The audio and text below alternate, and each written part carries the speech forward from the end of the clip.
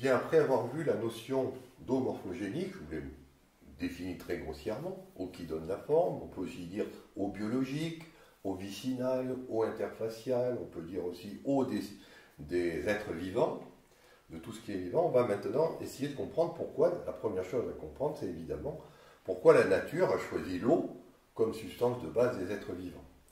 Alors, la première chose qu'on peut faire, c'est se référer à ce que nous apprend la cosmologie.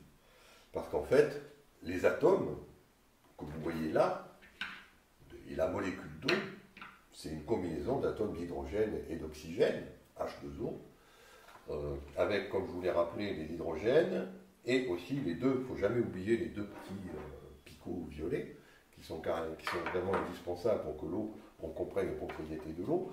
Donc la molécule a une géométrie qui est bien connue, hein, on connaît ça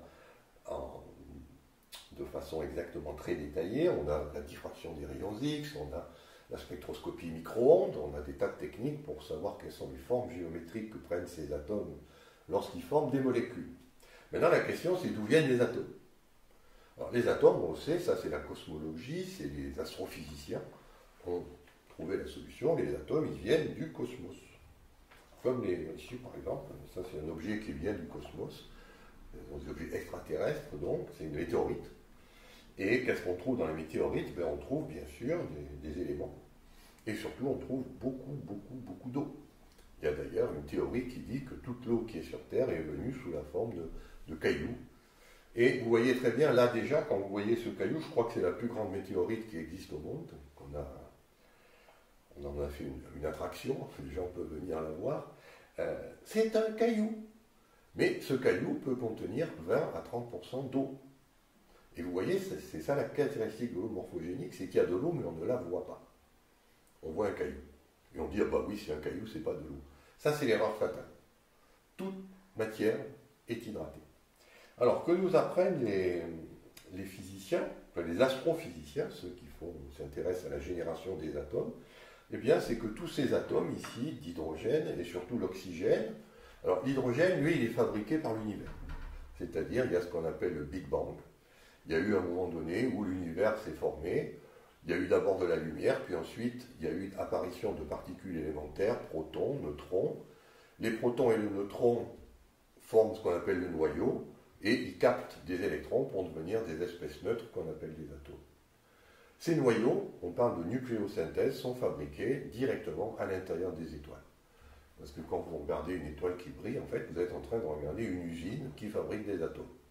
Enfin, pas des atomes, des noyaux.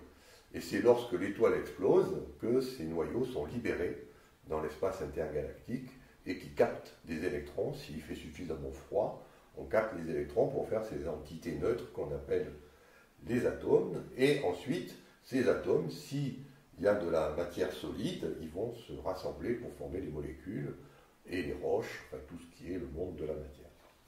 Voilà, donc qu'est-ce que nous apprend cette nucléosynthèse? Bien qu'il y ait un carburant premier, c'est l'hydrogène. L'hydrogène, c'est l'atome le plus simple, et tout démarre avec lui, en fait, et il est créé par le Big Bang. La deuxième espèce, le deuxième atome qu'on va trouver après l'hydrogène, c'est l'hélium. Donc ça, l'hélium est fabriqué, par exemple, dans le Soleil. Quand vous regardez le Soleil qui brille, vous êtes en train de regarder une machine qui fabrique de l'hélium. Elle prend 2 noyaux d'hydrogène, 2 neutrons, et elle soude ces 4 particules élémentaires en un noyau d'hélium qui ensuite s'entoure de 2 électrons pour faire le gaz hélium.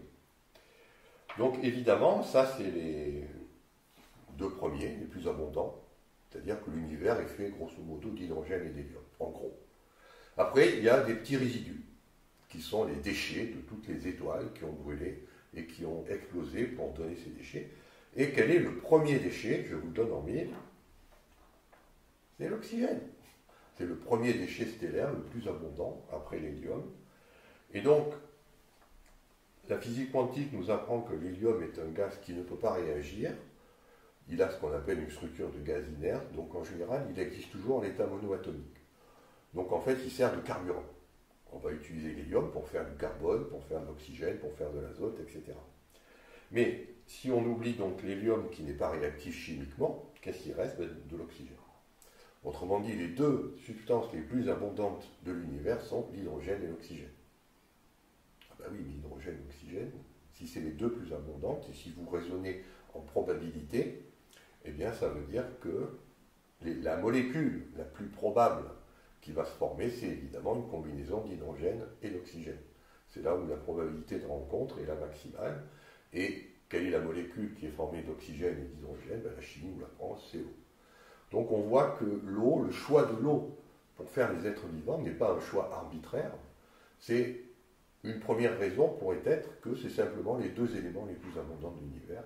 Donc c'est ce qui est le plus facile, c'est là, on le prend, et puis après ben, on le fait avec. Voilà, après bon, on trouve un autre gaz inerte qui est le néon, puis l'azote et le carbone. Et quand vous regardez, eh bien, ça sont les éléments les plus abondants de l'univers. Carbone, azote, oxygène, hydrogène. Tous les biologistes savent qu'avec ça, on fait de la matière organique. C'est pour ça que dans les météorites, ici, vous trouvez plein de matière organique. Vous trouvez des corps gras, vous trouvez des acides aminés, vous trouvez des acides nucléiques qui sont toutes des combinaisons des éléments les plus abondants qui sont dans l'univers. Donc ça répond à une question que certains pourraient se poser, c'est la vie extraterrestre. Est-ce qu'il existe d'autres formes de vie que celles qu'on connaît sur Terre? La réponse est oui, parce qu'il y a plein de planètes qui ont les bonnes conditions pour que l'eau liquide puisse exister. Et puis, juste ce petit raisonnement vous montre qu'il y a de fortes chances que sur ces planètes, ce soit aussi une vie organique. Les autres éléments existent de la classification périodique, mais ils ne sont pas en quantité suffisante par rapport à cela. Donc si on prend juste, encore une fois, une notion de probabiliste, il y a de très fortes chances que toute matière vivante dans l'univers soit formée de carbone, d'hydrogène, d'oxygène et d'azote, et avec, bien sûr, comme il est substance majoritaire, l'eau. Donc ça, c'est ce qu'on vérifiera un petit peu plus tard. Et vouloir imaginer des êtres vivants formés de silicium, ou de tantale, ou de niobium, bon, ça fait très bien dans les romans de science-fiction, mais finalement, ça me semble assez peu probable. Voilà, donc ici, vous avez donc tous les autres éléments qui peuvent être fabriqués par les étoiles. Donc, ici, on va trouver qu'il y en a certains qui vont servir, donc c'est le cas du silicium, du magnésium, du fer, vont servir à faire ce qu'on appelle les roches. Et puis, les autres éléments, donc l'hydrogène, l'oxygène, l'azote, le carbone, auxquels on peut rajouter le soufre et le phosphore, vont eux former la matière vivante. Enfin, la matière qui va être hydratée par l'eau pour former la matière vivante. Voilà, et ici je vous mets un petit schéma qui vous explique ce qui se passe dans la dernière vidéo, la vidéo précédente, je vous ai montré que, hop, dès que vous sortez une poudre organique de l'eau, on peut lui donner une forme quand elle est dans l'eau, c'est parce que vous avez cette force qui est liée à l'eau, on appelle ça, elle est très mal nommée, mais c'est comme ça, on l'appelle l'interaction hydrophobe. Mais en fait, c'est une interaction anthropique qui pousse les objets organiques à s'organiser sur eux-mêmes. C'est le domaine de la chimie supramoléculaire. Voilà, on a à peu près, on sait maintenant que si, sans rentrer dans les détails, c'est-à-dire simplement on dit un atome X doit rencontrer un atome Y pour faire une molécule, la probabilité maximale est pour l'oxygène et l'hydrogène. Donc ce n'est pas surprenant que cette molécule d'eau soit retrouvée partout dans la matière vivante. Et puis après, si vous voulez des rencontres moins probables, on a carbone, oxygène, azote. Donc on peut ensuite faire la matière organique. Voilà pour cette vidéo.